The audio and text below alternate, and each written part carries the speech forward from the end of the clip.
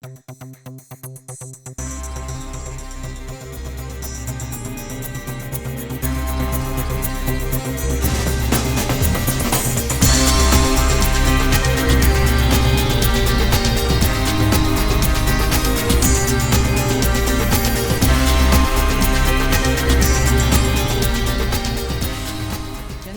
you very much for coming on no longer a snowy, now just a plain old rainy morning. I'm going to introduce you to your chair, Veronica Wadley, who will take over from me. She's on the Mayor's Advisory Board for his Music in Schools programme, amongst other things, and she's married to the writer Tom Bauer. But in this context, she is uber expert, and she's going to guide you through the proceedings.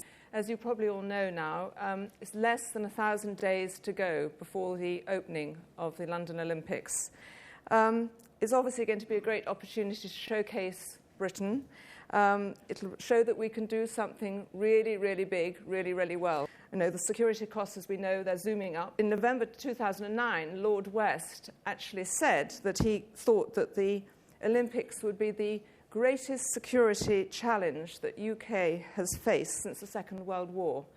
And then there's the legacy. You know, what's going to happen to the stadium? Is it going to be a white elephant? First of all, John Armitt.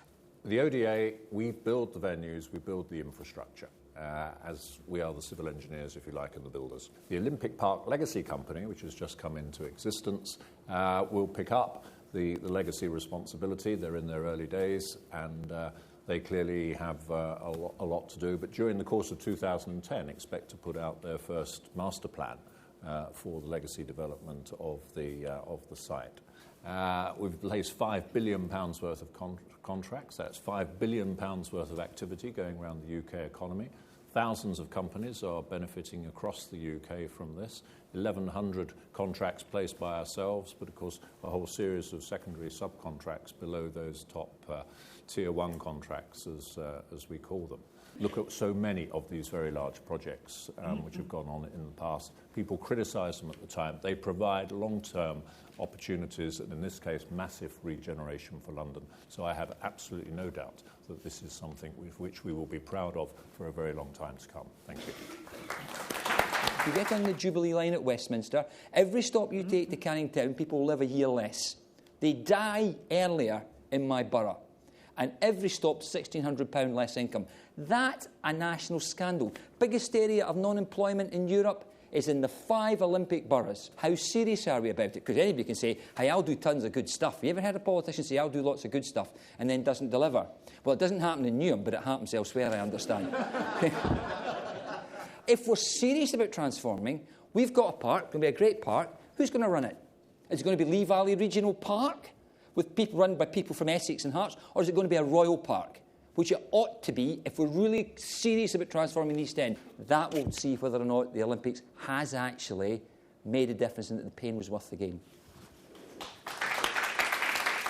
Because you're the Vice President of BT London 2012 delivery programme, which means you have overall responsibility for the delivery of the communications technology. Our job is a very silent job. Our job is to make sure everyone in this room, your families, the rest of the world, see a flawless Games. Beijing was about 30% digital coverage. This will be 100% digital coverage. So any sport you want to see, you'll be able to see in high definition at the times you want to see. And the data that goes across this is every image, every piece of data, every email, every phone call, every text message. And it's equivalent to about 6 gigabytes every second. We have to be on top of our game with security at internet gateway level, and our testing starts in June 2011, when I think there's 54 test events, sporting test events, and we're on our game from that moment. Next speaker is just 20 years old. She was brought up in Bow. I think it will be extremely beneficial. The fact that we're having it's like 15 minutes away from me, it's unbelievable. It's just so cool. It's like, it's in Stratford. And when I'm just in the car, like going shopping with my mum and dad, a friend who lives in Watford would come with me and be like, what's happening here? But that wasn't there last time I was here. I was like, oh yeah, we're having the Olympics. Yeah. They're a lot more, they respect it a lot more, and it's a lot more of a pleasure to be around because you're proud of it. Media Trust wants the media to support and report on the Olympics and how it's affecting young people. And projects like Talent Studio equips young people with the skills and the experience that they need. And any films that we create is broadcast nationally on the community channel, which is owned by Media Trust. And just by being here today, being able to speak today, is just a great example of how Media Trust ensures that young people's voices are heard. I think it's going to be extremely positive. Our next speaker is Jonathan Edwards. There's one particular scheme that we've supported through the Inspire programme, which is the non-commercial use of the brand. It's something we're very proud of at LOCOG. There's one called Supporter to Reporter, which takes young people from disadvantaged backgrounds who love sport, but then puts them behind the camera, behind the microphone. And wherever you go and do something Olympic or Paralympic, they're there reporting on the story. And the question, I think, evokes memories for me of my athletics career because, no pain, no gain was what my coaches said to me on many, many occasions. And I remember competing in 1997 in the World Championships in Athens, and I didn't end up getting the colour of medal that I wanted. I went back to the hotel, and there was this beautiful buffet spread out of all the chocolate cakes and sweets that you could hope to imagine. And I had the medal in my pocket, which was the wrong colour. And I looked at those things that I had denied myself for the last year and thought it wasn't worth it. So right, those 6 weeks in the summer of 2012 are brilliant for this country to feel proud of itself and its ability to put on the greatest show on earth, and having men and women in British Vest doing well and essentially, I think, symbolising the success of the Games.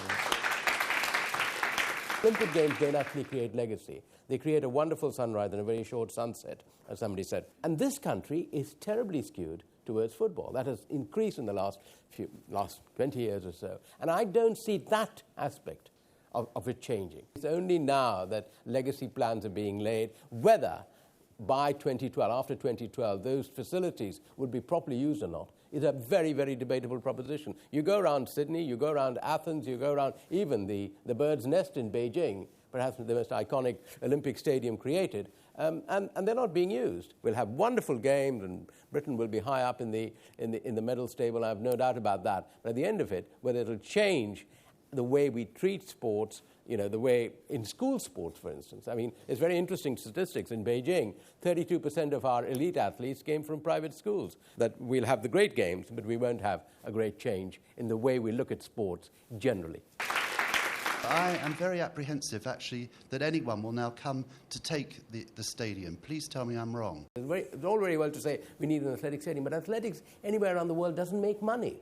You need an anchor tenant which makes money, and the only anchor tenant that can really make money is an ongoing football club, which will bring in regular customers. And if I'm not mistaken, John, you have, I think, in the lease commitment of that area, a restriction about a football club coming in anyway. So that would cause a further problem. What are your specific examples from previous hosts of the Games which would give us cause for optimism? So no predictions, just examples from history.